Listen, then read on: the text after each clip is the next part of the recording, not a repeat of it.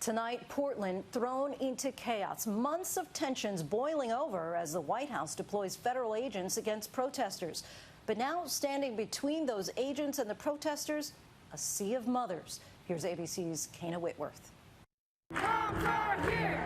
Let's stay clear. An unreal scene unfolding in Portland in the last 72 hours. All that cheering is because the groups of protesters that were at the park are meeting with the moms who have marched here again tonight. A group of moms standing arm in arm, their bodies on the line for Black lives. Shields to a growing number of demonstrators being tear gassed by federal authorities, sent in by President Trump and managed by Homeland Security. I'm ready to pull my officers out of there if the violence stops. I want to find a peaceful solution, but we have to protect the federal property and the law enforcement officers there. Those moms, as well as a veteran, standing his ground. A man pulled into an unmarked van, symbols of the chaos and confusion now engulfing the City of Roses as protesters increasingly clash with federal authorities, raising alarms about use of force. Now to the escalating showdown over federal agents being sent onto American streets. Using tear gas on protesters and taking some of them off the street by force. And whether or not the federal government should be there in the first place. What's going on here is the government miscasting protesters as violent criminals and trying to scare people from going out and protesting police brutality.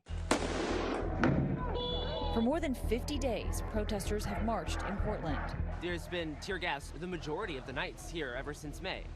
Nearly every night, 17-year-old citizen journalist Garrison Davis has documented the protests that erupted in his city in the wake of George Floyd's killing. The early days, he saw moments of hope and inspiration, but also ones of violence between protesters and local police. Every night we have violence. We have rocks, bottles, bricks, biohazards thrown at us, marbles, all kinds of weapons thrown at us, and we still are showing great restraint. And recently, that violence has increased here. A protester fighting for his life after being hit in the head with what authorities call a non-lethal round. I heard the impact. I heard him fall. I was standing like 10 feet away, just blood pouring out of his head. That projectile fired by one of those federal officers. The administration says that the agents were sent in to protect the federal buildings in the city. Portland was totally out of control. But many on the ground say all they've done is inflame tensions. The federal response, I think, caught a lot of people off guard. What we have on the federal side is unmarked vehicles driving into crowds, pulling people off the streets without any probable cause, as far as I can tell. And the people who are engaging in those activities aren't even willing to identify who they are, and they don't wear insignia on their uniforms. That's a real threat to democracy because ultimately there's no accountability for that. Daryl Turner is the president of the Portland Police Association. Tell me about how your officers feel about the role of the federal government and the troops here. I can't speak for everybody. All I can say is that they need to work in concert with our local police.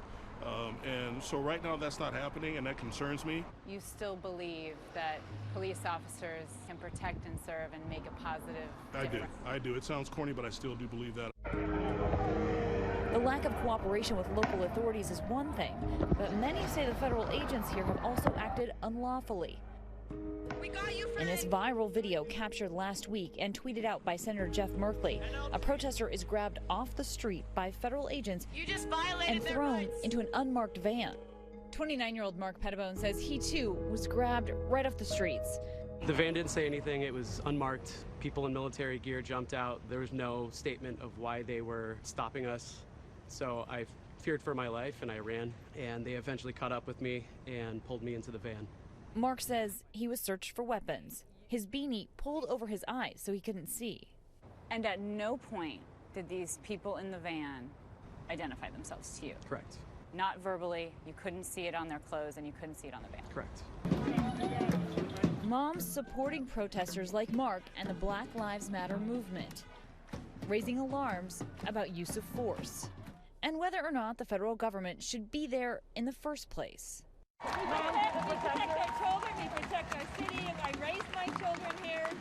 I want to see the city to be respectful for all citizens. This is a much larger crowd than we have seen here in Portland, and it's 54th night of protest. In yellow, you are seeing the moms show up, a wall of moms, and tonight in orange, those are the dads. Our whole goal is to be here to amplify Black voices and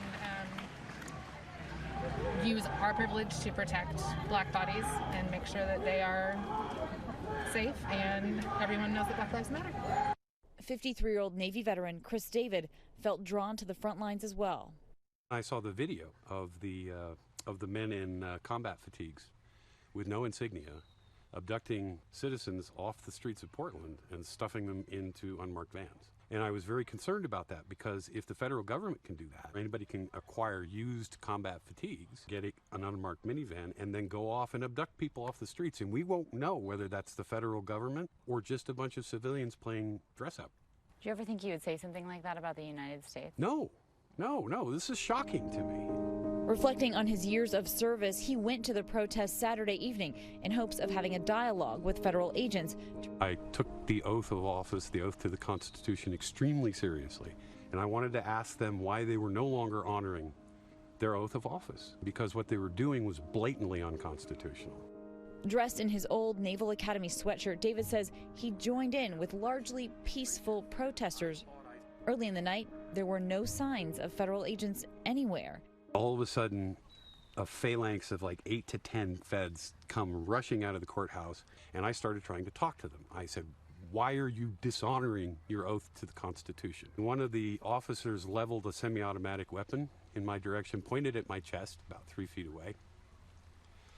And then another officer came and plowed into me and knocked me off balance. Then I plant myself right there. I'm going to stand my ground right there. What happened next was caught on camera by a local reporter. Did you know who was attacking you? Oh, I don't know who they are still. I don't even know what agency they are from. They have no insignia. They just got these little weird codes, alphanumeric codes on a little patch. No names, no agencies, nothing. Why do you think that they attacked you? I wasn't a real person. I was a target. And the thing that really struck me is there was no coherent strategy that they were executing in order to do crowd control. David says he was treated by medics on site and taken to the hospital. He says his hand is broken in 2 places. Do you think had you just turned around and walk away that they wouldn't have hit you? Yeah, they probably wouldn't have. There was an allegation of excessive use of force, and the Department of Justice, OIG, is investigating. The U.S. Marshals, whose officers were involved, told ABC News in part, based upon the circumstances at the time of the incident, the deputies believed that the force used was necessary to protect themselves and others from physical harm. But the detention of protesters this past weekend in Portland has also alarmed civil rights lawyers, who say this is a misuse of federal authority by the president, who has promised to dominate protesters. What we're seeing is an attempt to silence protesters who are out on the streets to protest police brutality. And the response we're seeing is still more brutality. Portland Mayor Ted Wheeler has called for the removal of federal agents. Your presence here isn't wanted. It's not needed. It is clearly ratcheting up the violence and the vandalism. Local and state law enforcement can handle this, and we need you to leave right now before somebody dies. But the president has defended the actions of the agents, and on Monday, he threatened to send more to other cities. I'm going to do something, that I can tell you.